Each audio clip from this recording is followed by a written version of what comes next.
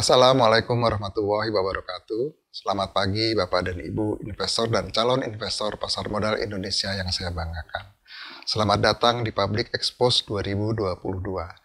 KSEI bersama OJK, Bursa Efek Indonesia dan KPI mendukung penuh pelaksanaan Public Expose perusahaan tercatat sebagai bentuk transparansi dan keterbukaan informasi.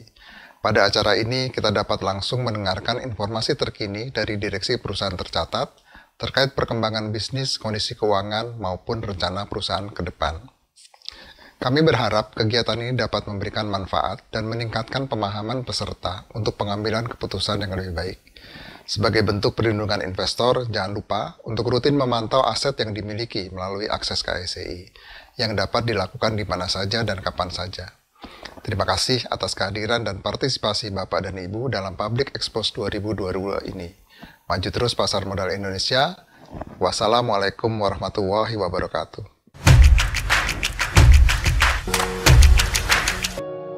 Ini tentang kita. Untuk hari ini dan esok. Tentang memberi makna Indonesia. Menjadi ruang hidup yang lebih baik untuk semua. Setiap aksi kita sangat bermakna untuk memberikan kualitas hidup yang merata. Ini tentang saling memberi daya, menyambut generasi baru yang akan tiba, memberi ruang untuk bertumbuh, Menjadikan semua terhubung bagai satu tubuh, agar semua dapat bahagia.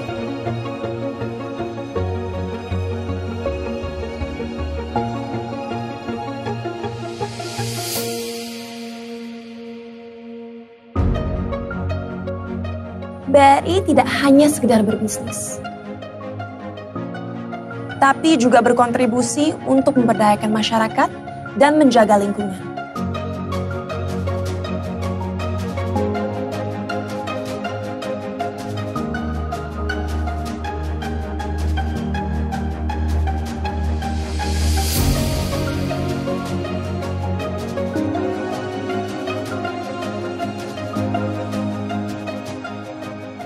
Memberdayakan yang kecil hingga yang terkecil, agar semua bisa terus tumbuh dan tersenyum. Menjangkau yang tak terjangkau, melayani yang belum terlayani, mendekatkan akses, membuka pintu untuk setiap orang.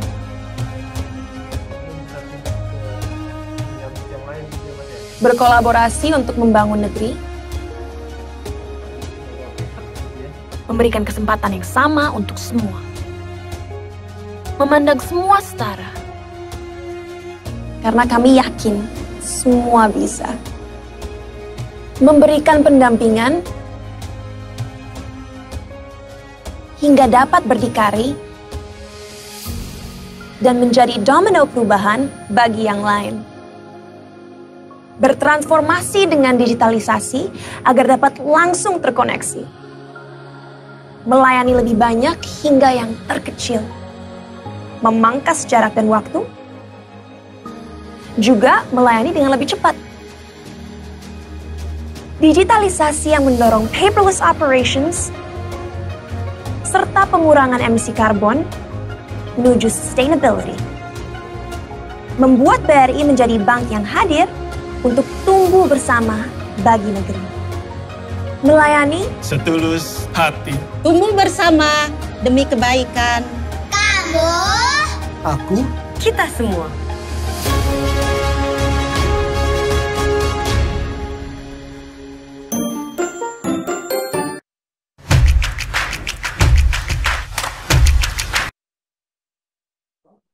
Assalamualaikum warahmatullahi wabarakatuh. Selamat sore Bapak dan Ibu sekalian.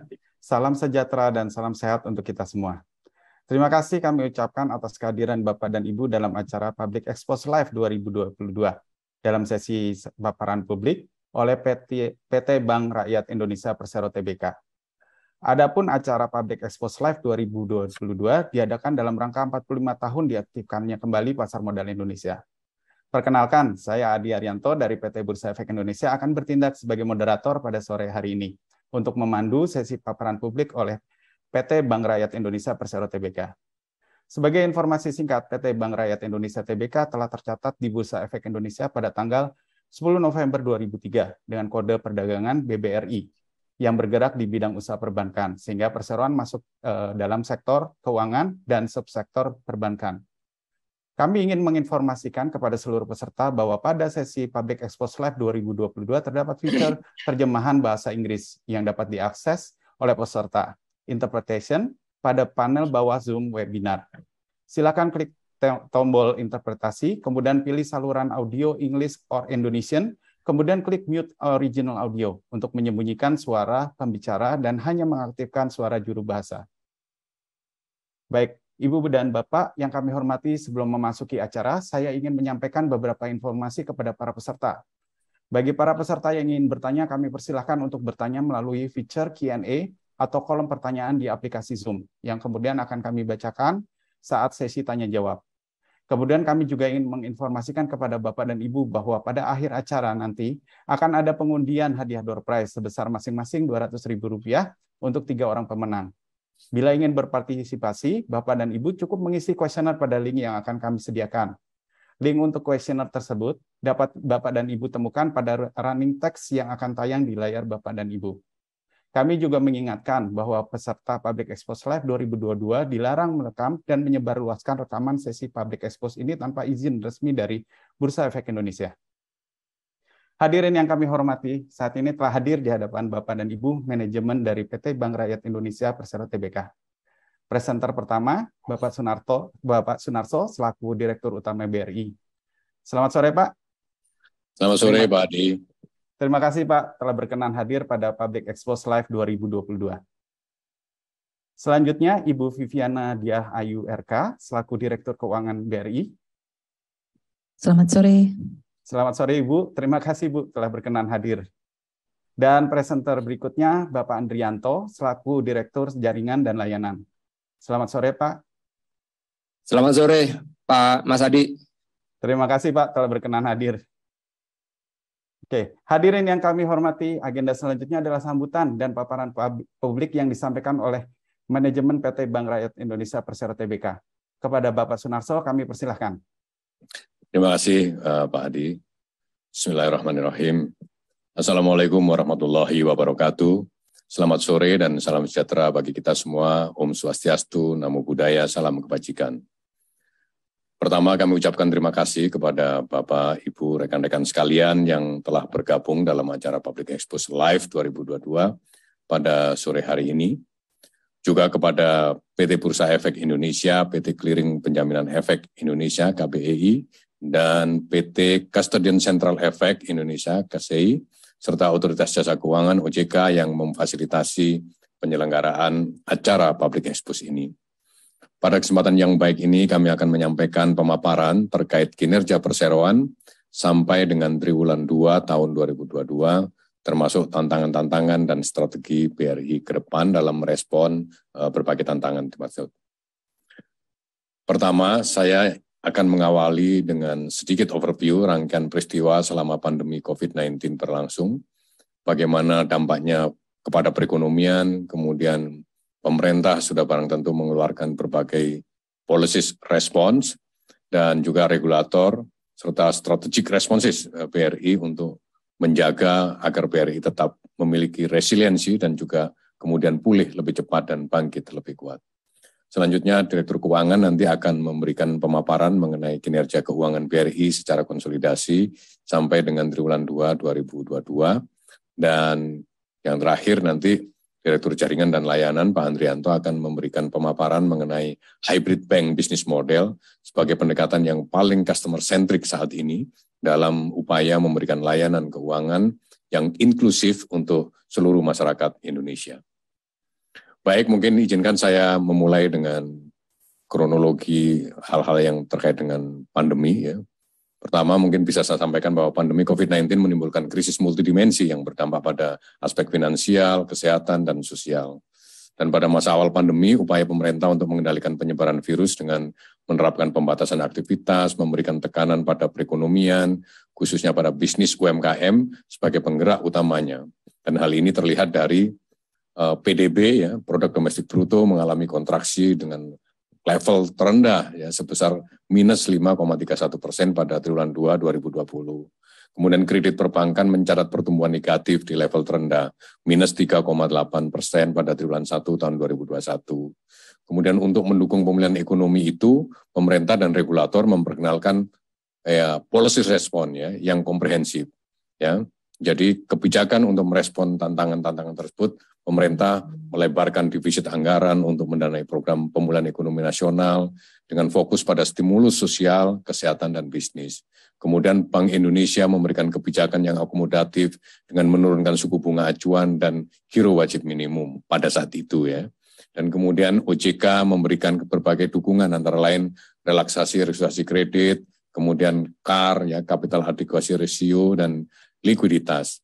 Dalam situasi tersebut, BRI juga dituntut untuk dapat memformulasikan dan menerapkan policy responses ya, itu dan sudah barang tentu memformulasikan strategik yang saya sebut sebagai strategic responses untuk mengembalikan ketahanan sekaligus mendukung pemulihan ekonomi. Antara lain, pertama itu BRI adalah fokus pada people ya, fokus pada people untuk memastikan keselamatan karyawan dan nasabahnya. Kemudian menetapkan bisnis follow stimulus sebagai strategi ya, sebagai crisis mode strategi dengan berpartisipasi aktif dalam penyaluran berbagai program stimulus dalam rangka pemulihan ekonomi nasional, terutama untuk mendukung bisnis UMKM sekaligus memperkuat customer base yang potensial untuk bisnis kami di masa depan. Dan kemudian BRI juga mengambil langkah proaktif untuk menyelamatkan keberlangsungan bisnis nasabah dengan melakukan restrukturisasi kredit, khususnya pada segmen UMKM, dan juga menjadikan pandemi sebagai titik balik untuk mempertajam transformasi BRI yang kita sebut Revolution 2.0 untuk mencapai visinya menjadi the most valuable banking group in Southeast Asia and champion of financial inclusion, yang diantaranya meliputi pendirian holding ultramikro sebagai sumber pertumbuhan baru, kemudian juga mengakselerasi pertumbuhan dana murah melalui current account, saving account, dan juga mempercepat transformasi digital yang dikawal dengan transformasi culture.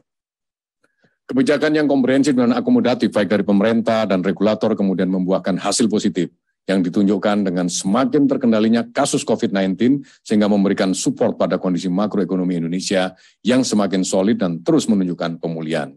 Hal-hal yang menunjukkan pemulihan ekonomi tersebut ditunjukkan pada pertama adalah pertumbuhan produk domestik bruto sekarang positif pada triwulan 2 2022, bahkan positifnya mencapai sebesar 5,44% year on year, lebih tinggi dari triwulan 1 tahun 2022 sebesar 5,01%. Kemudian indikator makroekonomi seperti Consumer Confidence Index CCI dan Manufacturer Purchasing Manager Index PMI masing-masing di level 123,2 dan 51,3. Itu artinya secara konsisten bertahan pada zona optimis. Kemudian kita di BRI juga punya indeks untuk mengukur geliat bisnis di UMKM. Kita sebut BRI Micro and SME Index ya, yang mencakup indeks aktivitas, indeks sentimen dan persepsi itu berada di atas level 100, menunjukkan bahwa para pengusaha, pelaku usaha di UMKM masih memiliki optimisme yang baik untuk menghadapi tantangan ke depan dan termasuk juga memiliki indeks kepercayaan yang tinggi terhadap kemampuan pemerintah mengelola perekonomian nasional. Kemudian inflasi yang masih relatif rendah dibandingkan banyak ekonomi besar di dunia, walaupun headline inflation year on year itu mencapai 4,69% pada Agustus 2022. Namun core inflation kita masih terjaga pada 3,04% year on year. Demikian juga tentang nilai tukar. Volatilitas nilai tukar rupiah masih terjaga dan menunjukkan kinerja yang lebih baik dibandingkan mata uang lain di ASEAN terutama. Dan hal ini tentunya didukung oleh cadangan devisa yang kuat. Kemudian pemulihan juga ditunjukkan oleh industri perbankan yang mencatatkan perbaikan kinerja yang sangat solid dengan tren peningkatan pertumbuhan kredit mencapai 2 digit sebesar 10,7% pada Juni 2022. Sementara dana pihak ketiga tumbuh sebesar 9,13% sehingga loan to deposit ratio perbankan secara keseluruhan berada di level 81,2%. Artinya bahwa perbankan memiliki likuiditas yang cukup memadai, bahkan mungkin masih perlu di leverage dalam bentuk penyaluran kredit.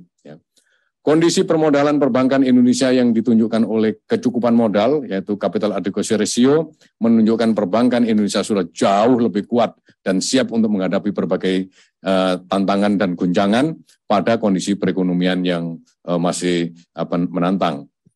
Dan juga belum sepenuhnya kita ini keluar dari situasi pandemi. Kita dihadapkan lagi pada tantangan baru dari konflik Rusia dan Ukraina yang telah mempertajam krisis pangan dan energi global.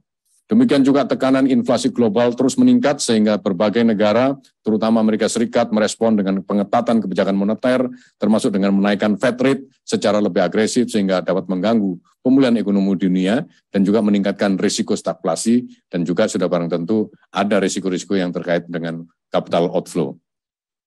Mengantisipasi transmisi dari dampak perlambatan ekonomi global, Bank Indonesia melakukan normalisasi kebijakan likuiditas melalui kenaikan GWM. Jadi Bank Indonesia awalnya tidak menggunakan instrumen bunga acuan, tetapi lebih melakukan namanya market liquidity management, ya, dengan melalui kenaikan GWM yang kemudian diikuti dengan kenaikan suku bunga acuan sebagai langkah preemptif dan forward looking untuk memitigasi risiko inflasi akibat kenaikan harga BBM. Hal ini akan memberikan tekanan pada likuiditas perbankan yang tentu saja harus diwaspadai. Namun perlu saya sampaikan, memang tren pertumbuhan kredit lebih tinggi persentasenya dibandingkan tren pertumbuhan dana. Itu artinya ekonomi mulai pulih, karena masyarakat mulai menggunakan uangnya tidak didiamkan di bank, tetapi mulai ditarik digunakan untuk berusaha. Itu sisi baiknya dari pertumbuhan ekonomi, pertumbuhan kredit yang menyalip pertumbuhan dana masyarakat. Namun demikian kami tetap optimis untuk terus memberikan respon strategik yang tepat sehingga dapat menunjukkan kinerja yang optimal dan mampu tumbuh secara berkelanjutan di masa mendatang. Kami juga percaya ada 3 syarat utama yang harus dipenuhi bank untuk dapat terus tumbuh secara berkelanjutan. Dan saya sampaikan pada kesempatan ini bahwa BRI telah memiliki 3 syarat tersebut. Pertama, bahwa untuk tumbuh, bank itu harus memiliki target dan sumber pertumbuhan baru yang jelas. Untuk itu BRI secara konsisten terus berfokus pada UMKM, terutama pada segmen mikro sebagai flagship segmen BRI. Dan kemudian BRI Group melalui holding ultramikro telah mengamankan potensi sumber pertumbuhan baru dari ekosistem mikro maupun ultramikro. Hal ini akan mendukung pertumbuhan tidak hanya pada sisi aset, terutama pada pinjaman ataupun kredit, tetapi juga pada sisi liabilities, terutama dari kemampuan BRI untuk mendapatkan sumber-sumber current account, saving account baru, dan juga potensi pendapatan dari peluang cross-selling di antara anggota holding ultramikro. Jadi syarat pertama harus memiliki sumber pertumbuhan baru yang jelas, dan pembentukan holding ultramikro kita tetapkan sebagai sumber pertumbuhan baru bagi BRI untuk ke depan. Syarat yang kedua untuk bisa tumbuh secara berkelanjutan adalah bank harus memiliki modal yang cukup untuk mendukung pertumbuhan usahanya.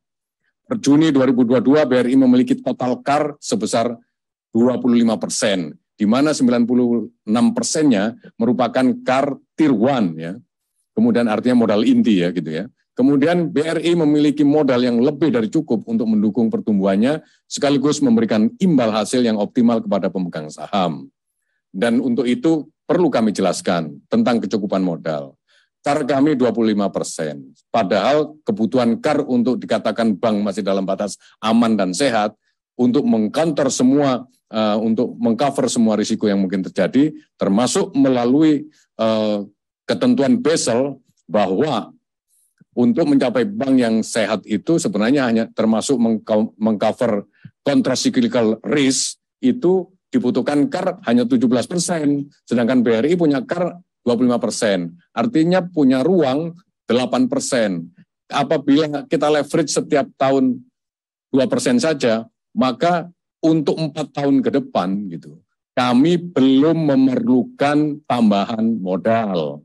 Sehingga untuk 4 tahun ke depan, kami apabila dapat laba, maka berapapun laba itu sebenarnya layak untuk dijadikan dividen. Oleh karena itu, rasanya tidak berlebihan apabila 3 atau 4 tahun ke depan, kami akan mampu memberikan pembayaran dividen di atas 70% dari laba yang bisa kami himpun. Kira-kira seperti itu. Dan syarat terakhir adalah syarat yang ketiga. Untuk bisa tumbuh secara sustain, maka bank harus memiliki likuiditas yang memadai. Dapat dikatakan bahwa dalam sejarahnya BRI tidak pernah mengalami kesulitan dalam menjaga likuiditasnya. BRI secara konsisten menerapkan strategic just right liquidity untuk menjaga likuiditas di level yang optimal. Jadi tidak terlalu berlebihan karena likuiditas juga ada biayanya, tapi itu juga tidak kekurangan karena itu untuk cukup untuk tumbuh. Sebagai contoh selama masa pandemi, di mana likuiditas tersedia secara eksesif di pasar, secara berlebih di pasar, kami mengoptimalkannya dengan mengubah struktur pendanaan kami lebih berfokus pada sumber dana murah ataupun kasa. Sebagai hasilnya, kami berhasil mencatatkan komposisi kasa tertinggi sepanjang sejarah BRI, yaitu 65%, dan kemudian kita juga mendapatkan cost of fund, biaya dana, yang terendah sepanjang sejarah BRI, tepatnya di level 1,9%. Sebagai hasil dari respon strategik yang diterapkan, BRI berhasil mencatatkan kinerja yang sangat solid, yang untuk detailnya akan disampaikan oleh Direktur Keuangan, Ibu Vivi. Kami persilakan. Silakan, Bu Vivi. Baik, terima kasih Pak Dirut. Selanjutnya rekan-rekan izinkan saya menyampaikan kinerja keuangan BRI secara konsolidasi. Kalau kita lihat di sini memang total aset konsolidasi tumbuh 6,4% year on year berdasarkan angka Juni 2022 dan tentunya disumbang terbesar tentunya pertumbuhan kredit dan pembiayaan yang tumbuh 8,7% year on year sehingga posisi Juni 2022 loan dan financing BRI itu mencapai 1.104 triliun. Di sisi lain kami melakukan optimalisasi yield atas dana right issue sehingga sebagai akibatnya aset produktif non-kredit turun 4,7% year on year. Selanjutnya kalau kita lihat lebih jauh, pertumbuhan dari kredit dan financing ini masih didorong oleh BRI sebagai perusahaan induk yang tumbuh 10% year on year. Kemudian juga didukung oleh pertumbuhan kredit dari beberapa perusahaan anak seperti PNM, Pegadaian, dan juga BRI Finance. Dari sisi segmen, sebenarnya kalau kita lihat segmen pertumbuhan tertinggi itu berada di segmen mikro yang tumbuh sebesar 15,1% year on year. Untuk segmen yang lain, consumer, small, dan korporasi juga mencatatkan pertumbuhan yang positif. Pertumbuhan yang cukup signifikan dari segmen mikro membuat komposisi kredit UMKM BRI naik dari 82,5% di Juni 2021 menjadi 83,3% di Juni 2022. Dari sisi pendanaan, dana pihak ketiga yang kami himpun dari masyarakat tetap menjadi driver utama pertumbuhan pendanaan BRI, tumbuh sebesar kurang lebih 3,7% year on year, dengan disupport oleh pertumbuhan dana murah yang berupa giro dan deposito yang masing-masing tumbuh 25% year on year dan tabungan tumbuh sebesar 8,3% year on year. Hal ini tentunya mendorong komposisi dana murah BRI meningkat dari 59,6% menjadi 65,1% pada Juni 2022. Postur balance sheet yang kuat ini tentunya berdampak pada profitability yang juga tumbuh signifikan di Juni 2022 kemarin. Secara konsolidasi net interest income BRI tumbuh signifikan 17,6% year on year, disumbang oleh peningkatan pendapatan bunga sebesar 10% year on year, dan terutama adalah penurunan beban bunga sebesar 18,3% year on year. Hal ini tentunya sejalan dengan transformasi di aspek liabilities yang kami jalankan sejak tahun 2017, di mana kami fokus pada menghimpun dana murah yang lebih sustain untuk pertumbuhan BRI ke depan. Selanjutnya untuk sumber revenue yang lain berasal dari fee income juga tumbuh 7,8% year on year. Dari sisi kontributor tentunya BRI Induk masih menjadi penyumbang utama perolehan tersebut dengan nilai mencapai 8,8 triliun. Selanjutnya kalau kita lihat dari sisi expense, OPEX BRI Group meningkat 7,9% year on year. Sejalan dengan guidance kami sampai dengan akhir tahun ini kami estimasikan pertumbuhan OPEX di 6% sampai dengan 8%. Kemudian kalau kita lihat di sini PPOP atau laba sebelum pencadangan, pre-provision operating profit kami tumbuh signifikan 18% year on year. Dan selanjutnya kalau kita lihat dari sisi pencadangan, turun cukup signifikan dari tahun kemarin 24,2% year on year, terutama memang masih disumbang oleh BRI Induk yang turun sebesar 27,6%. Hal ini memang mencerminkan bahwa strategi BRI untuk melakukan soft landing dari sisi kualitas aset terkait dengan dampak restrukturisasi COVID-19 berjalan sesuai dengan rencana, di mana pertumbuhan pencadangan tidak lagi setinggi tahun 2021. Dan harapan kami di tahun ini, kami membukukan yang lebih rendah dan memang sudah puncak dari pembukuan provision untuk memberikan pencadangan yang mencukupi untuk kredit-kredit yang berpotensi bermasalah. Dengan postur pertumbuhan biaya pencadangan tersebut, laba bersih BRI per Juni meningkat 98,4% atau ditutup di 24,9 triliun.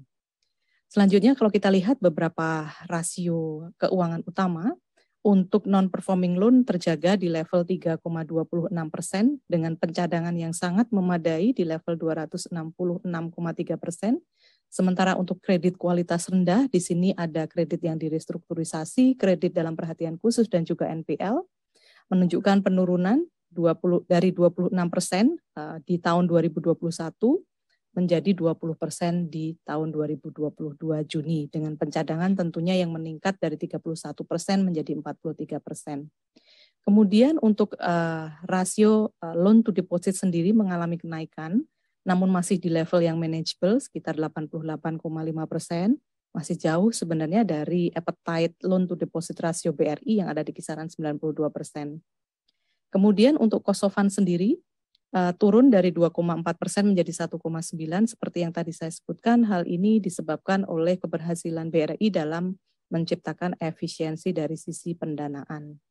Selanjutnya untuk NIM Juni 2022 secara konsolidasi BRI mencatatkan 8,24%. Hal ini karena didorong transformasi kami untuk lebih fokus pada pertumbuhan segmen mikro dan ultramikro dan serta efisiensi biaya bunga yang tadi telah kita sampaikan. Untuk kredit cost turun dari 3,7 per Juni 2021 menjadi 3,1 di Juni 2022. Mudah-mudahan di tahun ini BRI bisa memasuki kredit cost di bawah 3% sesuai dengan guidance kita yang nanti akan kita sampaikan di slide selanjutnya. Untuk rasio-rasio yang lain seperti cost to income ratio masih berada di level yang manageable, kemudian untuk profitability, ROA maupun ROE juga tumbuh secara signifikan dengan rasio kecukupan modal yang sangat memadai secara konsolidasi di level 25%. Rekan-rekan sekalian, selanjutnya kita sampaikan guidance untuk kinerja BRI Group sampai dengan Desember 2022 dengan mempertimbangkan kinerja selama semester 1 kemarin, serta beberapa perkembangan situasi terkini dari sisi makroekonomi.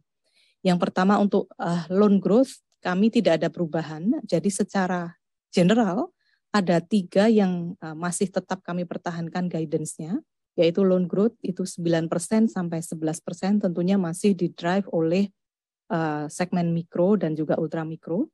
Kemudian OPEX growth atau overhead ini juga masih kita perkirakan 6% sampai 8%. Kemudian non-performing loan juga kita estimasikan tetap berada di 2,8% sampai dengan 3%. Ada 2 indikator yang kami estimasikan membaik, yaitu net interest margin, itu kami revisi menjadi 7,7% sampai dengan 7,9%. Kemudian cost of credit menjadi 2,7% sampai dengan 2,9% atau membaik sebenarnya dari perkiraan kita yang kita sampaikan di awal tahun. Rekan-rekan sekalian, demikian pemaparan yang dapat kami sampaikan untuk kinerja keuangan BRI secara konsolidasi. Selanjutnya akan dilanjutkan oleh rekan saya, Direktur Jaringan dan Layanan BRI. Kami persilahkan.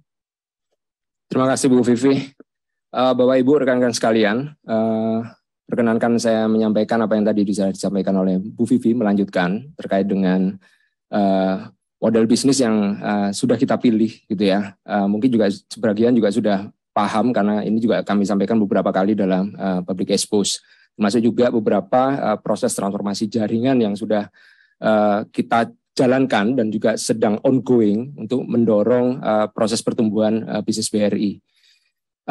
Kalau kita lihat di slide yang ini, jadi ini adalah pilihan dari model yang kita tetapkan terkait dengan bisnis kita, yaitu menggunakan basis hybrid bank.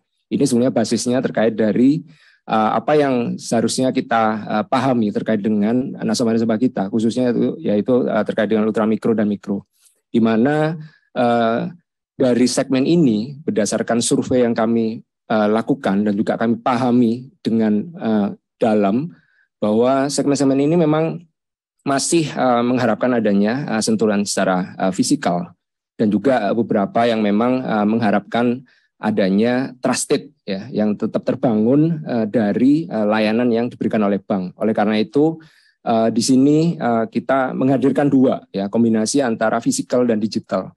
Ini tak lepas karena kita masih memiliki jaringan yang cukup banyak, dan ini adalah bagian dari legacy yang memang kita akan terus perkuat menjadi bagian dari competitive advantage kita.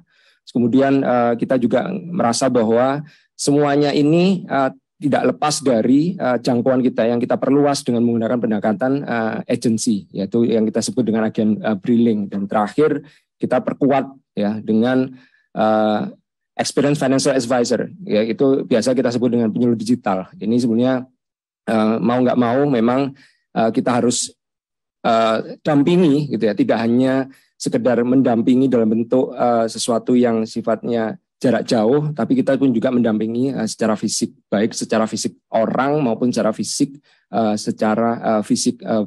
layanan kita. Dan yang berikutnya adalah terkait dengan digital. Jadi kalau kita lihat di sini ya, beberapa proses yang kita lakukan ini sebenarnya tidak bukan dari apa yang sudah kita miliki. Mau tidak mau kita harus mendorong pada suatu proses yang agak berbeda, karena kita harus mengantisipasi terkait dengan beberapa cross generasi yang mungkin akan kita hadapi, yaitu yang mungkin generasi yang juga akan siap terkait dengan digitalisasi. Jadi kita lakukan mulai dari digitizing core, itu kita ada digital loan underwriting yang biasa kita sebut dengan Brispot, kemudian juga ada juga yang mungkin Bapak Ibu sekalian juga sudah familiar dengan Brimo, kemudian kita bangun juga ekosistem berbasis digital. Ada di sana terkait dengan BRIAPI, kemudian ada Brimola, itu terkait dengan ekosistem terkait layanan untuk penjualan LPG. Dan juga ada beberapa yang terkait dengan new digital proposition. Bapak Ibu sekalian, jadi kalau kita lihat memang jumlah network kita, seperti yang tadi saya sampaikan ada 8.800, ini adalah legacy yang memang harus dan saat ini sedang kita optimalkan untuk menjadi bagian dari daya kompetitif kita.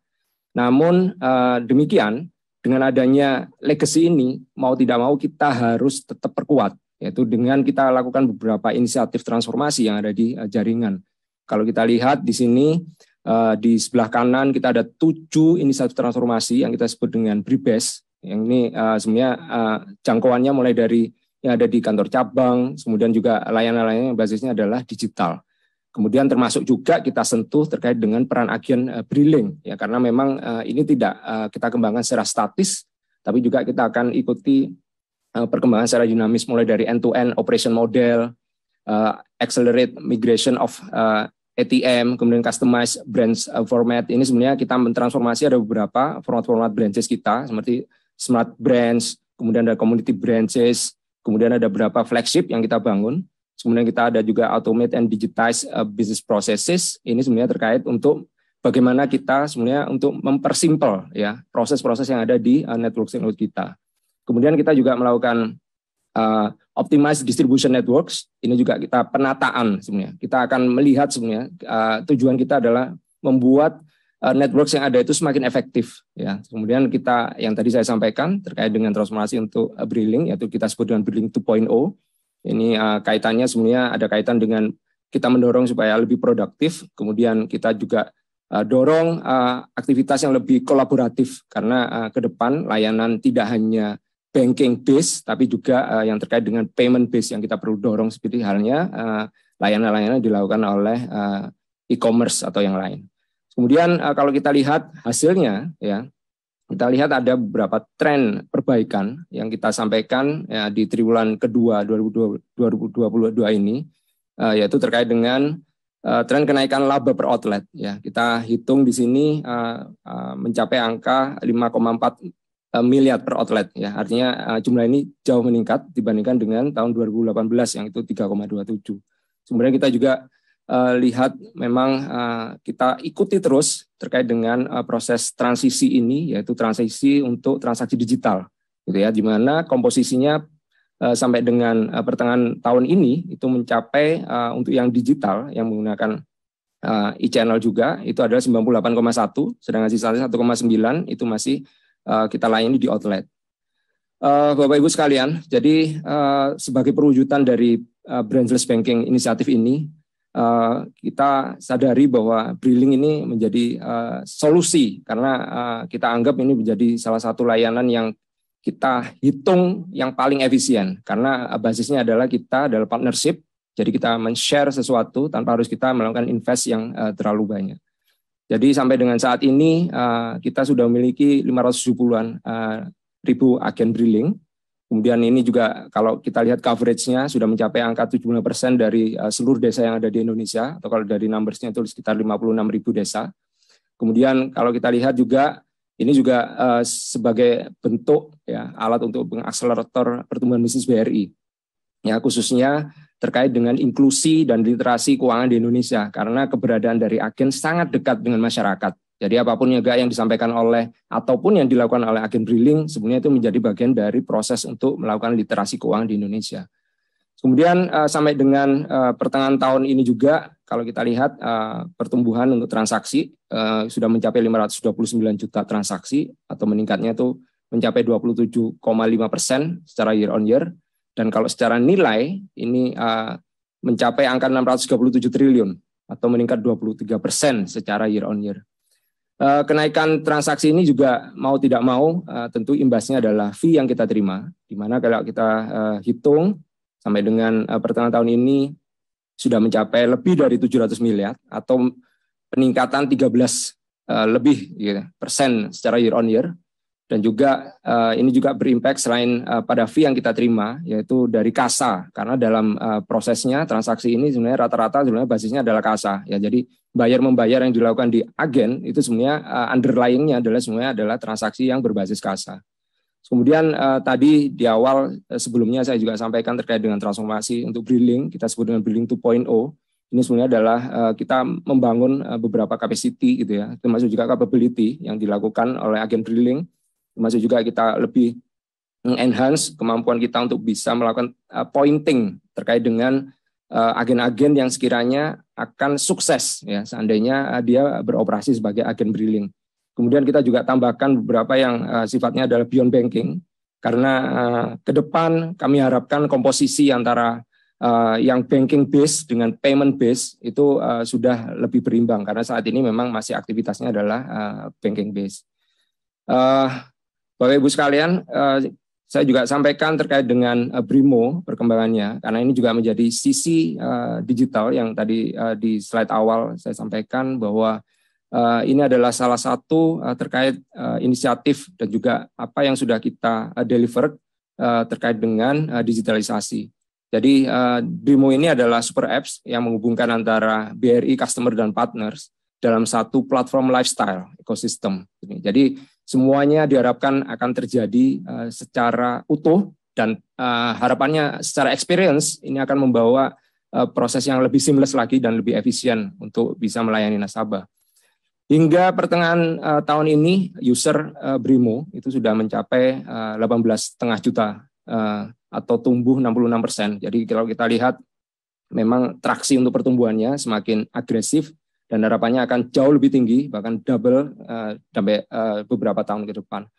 Dan dari segi transaksi, sudah mencapai angka 760 juta transaksi, atau tumbuhnya 136,7% year on year. Ini kalau dihitung secara nominal, nilainya mencapai 1.075 triliun.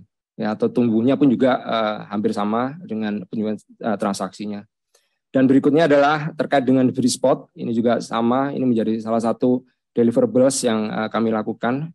Ini adalah proses untuk digital enhancement dalam rangka untuk kita meningkatkan produktivitas dan efisiensi dalam proses kerja, khususnya yang terkait dengan loan underwriting. Jadi kalau kita lihat di sini, seluruh tenaga kerja kita itu melayani pinjaman ini secara end-to-end dengan menggunakan basis Brispot. Jadi kami telah mengembangkan 3 versi Brispot, yaitu yang berbasis dari segmen yang dilayani, yaitu mikro, consumer, dan small. Kemudian kami juga terus mendevelop fitur-fitur yang sekiranya untuk mempercepat proses bisnis yang dilakukan oleh loan officer yang ada di unit kerja kami.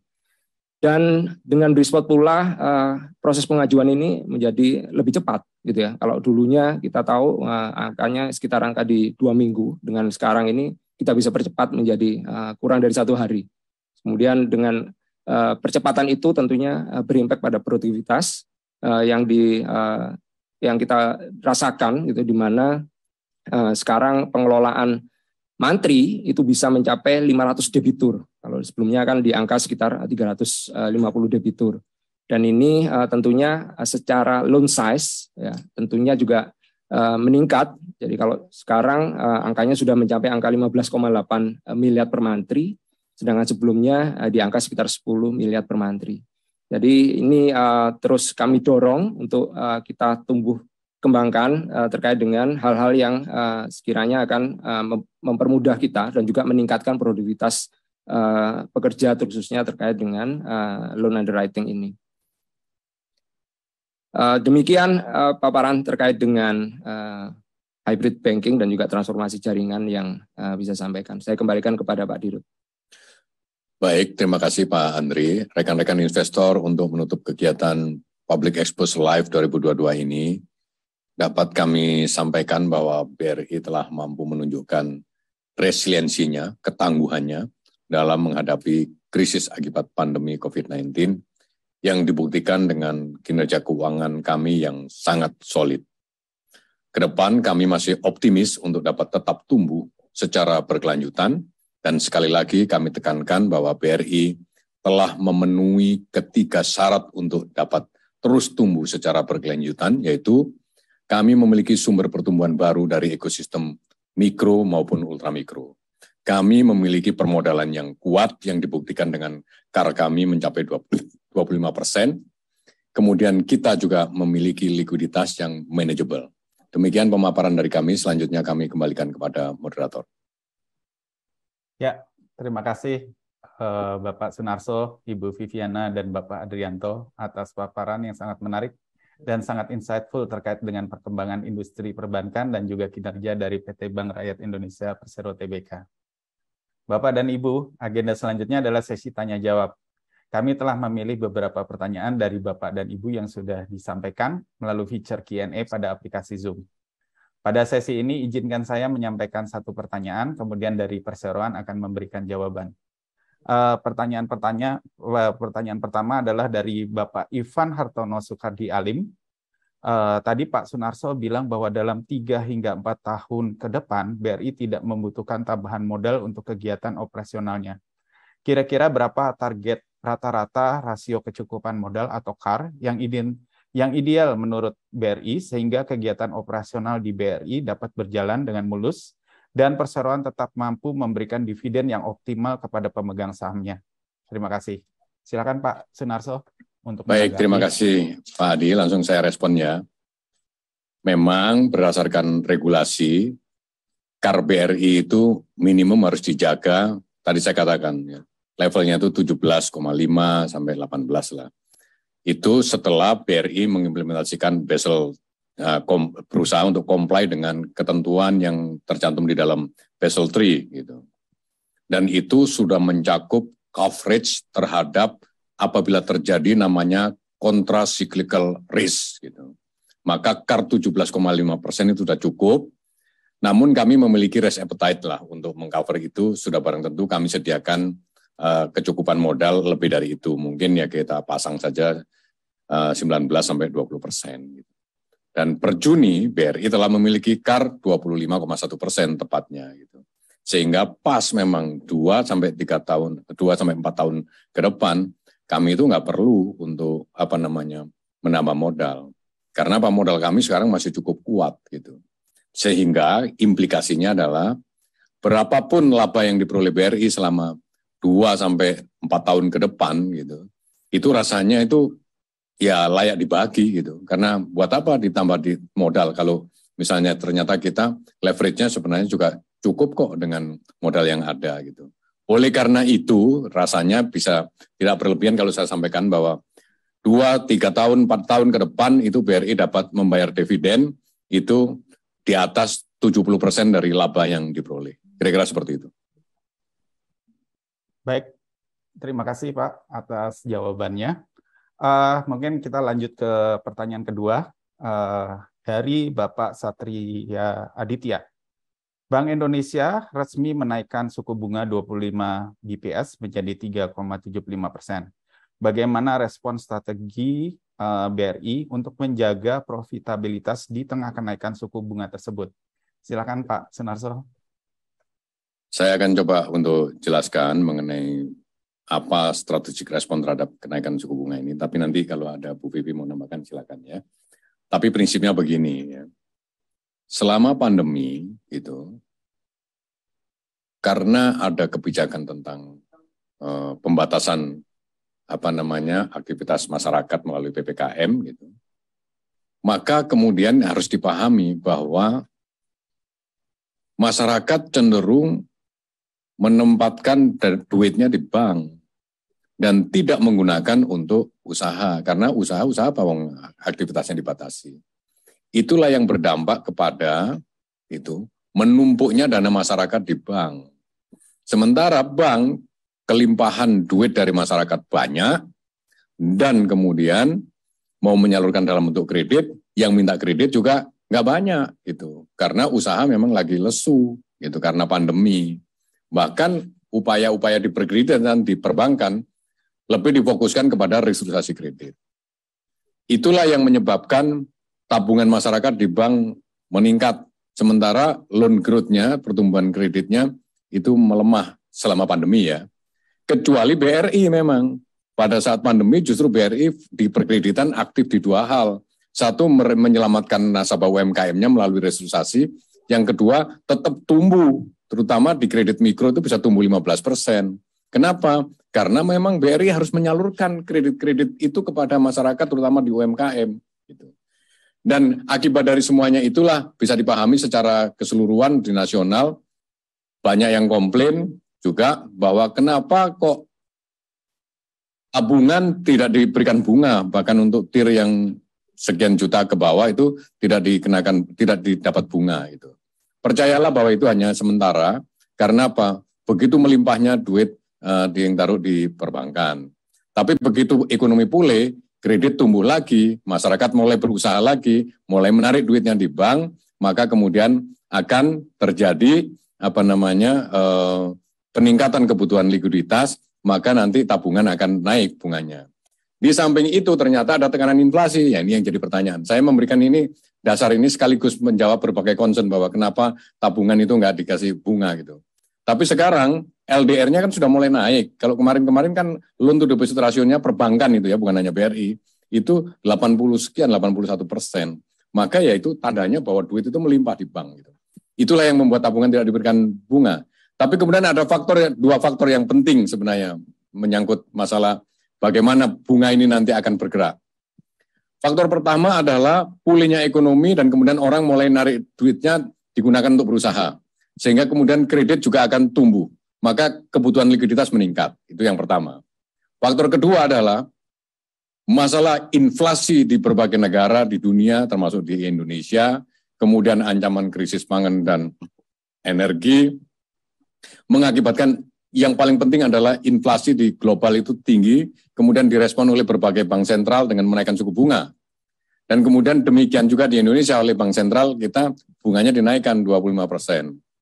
Selain bunga dinaikkan 25%, bank sentral kita BI juga memainkan yang namanya liquidity management dengan menaikkan giro wajib minimum menjadi 9% per September ini. Dan itu nanti akan mengakibatkan likuiditas yang ada di pasar kesedot, satu kesedot ke BI, ya. Dua, mulai ditarik oleh nasabahnya untuk berusaha. Kemudian yang ketiga, digunakan oleh banknya untuk menumbuhkan kredit karena permintaan kredit mulai tinggi. Bagaimana responnya? Ya kita lihat dulu, gitu. Nggak serta-merta kita panik menaikkan itu. Ada alarmnya. Alarmnya itu namanya loan to deposit ratio. Sekarang BRI ini, kita ngomong BRI ini, loan to deposit ratio kita masih berada di kisaran 88-89%. Artinya, kalau mencapai loan to deposit ratio yang optimal itu di 92%. Sehingga saya katakan, mau bunganya naik 0,25% bunga acuannya, pasti likuiditas akan mengetat dan kemudian kita mesti mencari likuiditas. Tapi perlukah kita melakukan penyesuaian di di pricing misalnya katakanlah di dana? Rasanya sih kita lihat tergantung. Kalau LDR kita sudah mencapai 92%, maka kita harus nyari dana dengan menaikkan suku bunga deposito. Tapi kalau sekarang LDR-nya BRI baru di 8 sampai 89%, itu justru harus didorong kreditnya sampai mencapai kepala 9, 90, 91, sampai 92. Baru kita nyalurin kredit, nengok dulu, lihat dulu, kita punya likuiditas apa enggak. Kalau likuiditasnya enggak cukup, baru kita naikin suku bunga. Kira-kira seperti itu. Nah, kemudian dampaknya kemana? Dampaknya, kalau biaya dananya naik, ya kreditnya dinaikin, gitu, suku bunganya gitu. Ya, cuman biasanya ada time lag ya, seperti itu. Tapi saya jawab sekali lagi, untuk saat ini karena LDR-nya masih di bawah 90%, kenaikan suku bunga dana atau suku bunga acuan yang ditetapkan oleh BI 0,25% belum perlu direspon secara secara panik gitu. Jadi biasa-biasa saja lah gitu, karena loan to deposit rasionya masih berada di bawah LDR yang optimal. Justru kita masih harus tetap menyalurkan kredit gitu untuk menghabiskan cadangan dana likuiditas yang ada di bank supaya LDR-nya mencapai 92%. Sementara saya begitu, ada tambahan Bu Vivi? Silakan. Makasih Pak Dirut. Menambahkan teman-teman, jadi memang ada beberapa tahapan sebenarnya yang kita persiapkan terkait dengan kenaikan suku bunga yang memang sudah expected. Tadi Pak Dirut menyampaikan bahwa alarmnya adalah loan to deposit ratio, betul. Setelah loan to deposit ratio mencapai level tertentu, kemudian tadi tengok likuiditas gitu ya, baru kita bicara masalah pricing gitu. Nah, setelah tahap itu gitu ya, misalnya sudah tengok pricing sudah gitu ya, kita masih punya yang namanya prioritisasi dari pertumbuhan kita di sisi aset. Nah, BRI tentunya dengan kondisi semacam itu, kalau itu terjadi, maka fokus pertumbuhan yang akan mendapatkan alokasi likuiditas tentunya adalah segmen yang memberikan yield yang paling tinggi, yaitu segmen mikro dan ultramikro. Jadi kurang lebih demikian teman-teman tahapannya, dan saat ini karena LDR-nya tadi disampaikan memang masih 8889, kita masih di tahap yang awal. Terima kasih, Pak. Baik, terima kasih Bapak dan Ibu atas penjelasannya. Mungkin mengingat waktu juga ada satu pertanyaan, saya tambah satu pertanyaan lagi ya Bapak dan Ibu. Dari Ibu Anisya, dalam RUU PST awal tahun lalu, BRI mengumumkan akan melakukan buyback. Bagaimana proses buyback tersebut dan apa tujuan BRI dalam melakukan buyback tersebut? Silakan Pak Sunarso. Baik, untuk ini akan dijawab langsung oleh Ibu Vivi ya, Direktur Keuangan. Silakan Bu Vivi. Baik, terima kasih Pak. Betul, teman-teman, pada RUPS tahunan 1 Maret 2022 yang lalu memang BRI mendapatkan persetujuan dari para pemegang saham untuk melakukan buyback sebanyak-banyaknya adalah 3 triliun dan wajib diselesaikan dalam kurun waktu 18 bulan sejak disetujui dari RUPS tersebut. Tujuan memang dari buyback BRI yang rencananya memang akan kami lakukan secara rutin, ini akan digunakan untuk program kepemilikan saham bagi para pekerja BRI gitu ya, dengan melalui program employee stock allocation maupun employee stock options. Nah, ini kira-kira nanti dengan program ESA, ESOP maupun MESOP ini kita akan memberikan insentif non-cash untuk lebih meningkatkan buy-in pekerja terhadap kinerja perusahaan yang nanti pada akhirnya dapat berimpak pada harga saham itu kepada para pekerja-pekerja BRI yang terbaik yang diseleksi berdasarkan kriteria-kriteria tertentu, termasuk juga track record kinerja sebetulnya. Nah, kalau kita lihat dalam beberapa waktu terakhir, memang BRI secara rutin setiap bulan, kalau teman-teman perhatikan keterbukaan informasi kami, itu setiap bulan melakukan buyback. terutama di akhir-akhir ini kalau kita lihat bahwa sebenarnya harga saham BRI di market kalau kita lihat itu sebenarnya under value. Nah pada saat itu memang kami merasa ketika market meng-undervalue harga saham kami akan melakukan buyback. Itu yang akan terus kami lakukan dengan tujuan nanti saham treasury stock ini akan diberikan sebagai insentif jangka panjang bagi seluruh pekerja BRI. Terima kasih. Saya bisa tambahkan, jadi ini memang kebijakan manajemen BRI terhadap karyawannya ya, untuk meningkatkan kualitas karyawan itu sendiri, ya, kompetensinya, dan juga engagement-nya terhadap perusahaan, terutama supaya pikirannya semuanya, mindset-nya adalah sama, satu, menuju ke visi perusahaan. Oleh karena itu, reward yang diberikan itu, ya sudah barang tentu, selain gaji dan insentif yang rutin, itu, kita berikan barang siapa yang bisa memberikan value, mendeliver value terbaik kepada perusahaan, maka kita berikan bonus. Dan bonus itu tidak hanya uang, karena bonus dalam bentuk uang ya pastilah itu dibutuhkan, tetapi kan bonus nggak melulu uang gitu. Jadi bonus karyawan BRI mulai kemarin ya dan ke depan kita tetapkan dalam bentuk 3 hal. Pertama, duit pasti. Karena siapa yang nggak butuh duit itu butuh duit gitu ya. Kita berikan bonus dalam bentuk duit. Yang kedua, sebagai bagian daripada investasi di individu mereka untuk meningkatkan kompetensi dan kapabilitasnya, maka bonus kita berikan dalam bentuk training dan pendidikan yang berkualitas, ya, yang berkualitas. Maka jangan heran kalau sekarang pegawai-pegawai kemarin kita sampai mantri saja, kepala unit yang ada di kecamatan, kita berikan kesempatan untuk mendengarkan ceramah langsung dari profesor dari MIT, dari Harvard gitu. Itu untuk membuka wawasan dan kemudian meningkatkan kualitas kerja ke depan. Yang ketiga adalah kalau sudah mereka mendeliver semuanya itu, investasi meningkatkan kemampuan dirinya dalam berkontribusi kepada BRI, maka sudah layak kontribusi itu kita monetize lagi dalam bentuk kepemilikan saham, maka bentuk bonus yang ketiga adalah employee stock option, saham. Itulah yang kita selalu cadangkan kita dengan melakukan buyback. Karena sekarang porsi yang dimiliki oleh karyawan itu masih kurang dari 1%. Masih kurang dari 1%.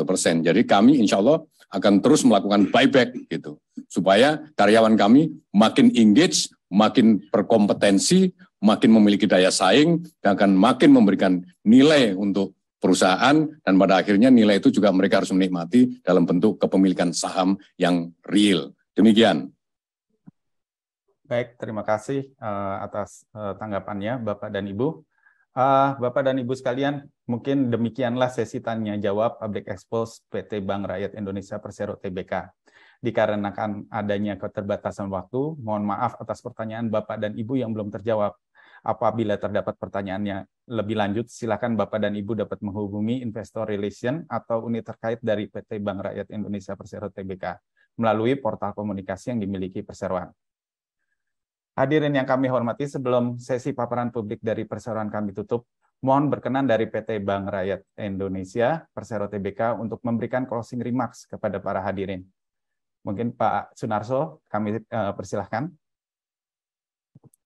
Baik, terima kasih Pak Adi. Sekali lagi kepada Bapak Ibu, para hadirin yang mengikuti Public Expo sore hari ini, kami mewakili BRI secara bank only maupun konsolidasi ingin menyampaikan bahwa tugas kami, terutama saya sebagai CEO adalah create value. Dan pastilah karena kami ini bank milik negara, value yang akan kami create ada 2. Satu adalah economic value untuk meningkatkan nilai tambah dari investasi Bapak Ibu sekalian. Dan yang kedua, kami ingin itu semua sustain karena didukung oleh create value sosial, ya, social value yang bisa dinikmati oleh masyarakat. Maka mari kita tumbuh bersama-sama ke depan, dan mari terima kasih atas supportnya terhadap BBRI, atas investasinya kepada BBRI, dan kami sekali lagi memberikan komitmen bahwa kami akan terus tumbuh secara sustainable karena 3 syarat pertumbuhan telah kami miliki. Dan insya Allah BRI ke depan pasti lebih baik daripada BRI hari ini dan kemarin. Terima kasih. Assalamualaikum warahmatullahi wabarakatuh. Waalaikumsalam warahmatullahi wabarakatuh. Terima kasih Pak Sunarso atas closing remark-nya.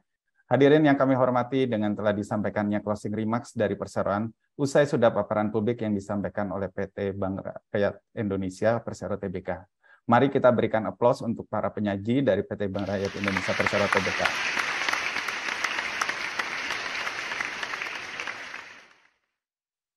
Sebagai informasi, tayangan Public Expose PT Bank Rakyat Indonesia Persero Tbk hari ini juga dapat ditonton ulang di YouTube Indonesia Stock Exchange. Atas nama penyelenggara, kami mengucapkan terima kasih kepada Bapak dan Ibu Manajemen PT Bank Rakyat Indonesia Persero Tbk dan juga seluruh peserta yang hadir. Saya Adi Arianto, pamit undur diri. Sampai jumpa pada acara Public Expose Live yang akan datang. Maju terus pasar modal Indonesia. Wassalamualaikum warahmatullahi wabarakatuh.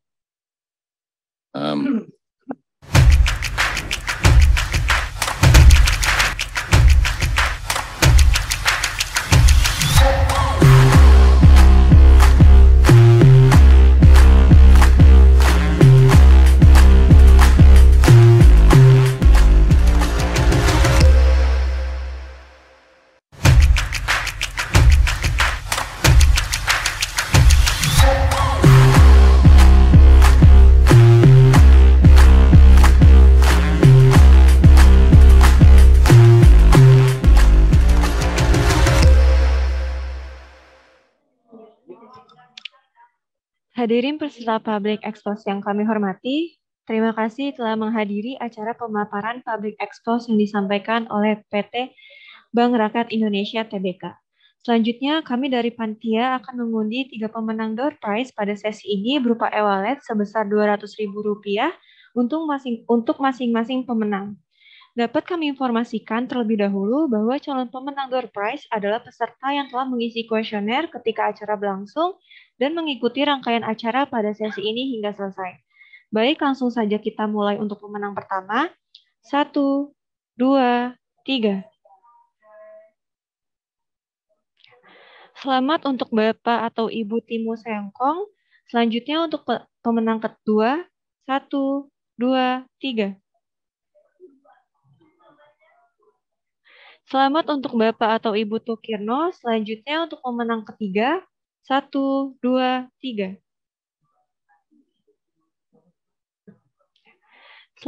Selamat untuk Bapak atau Ibu Bayu Setiawan. Selanjutnya, para pemenang akan diverifikasi dan dihubungi oleh panitia melalui email atau nomor telepon yang terdaftar.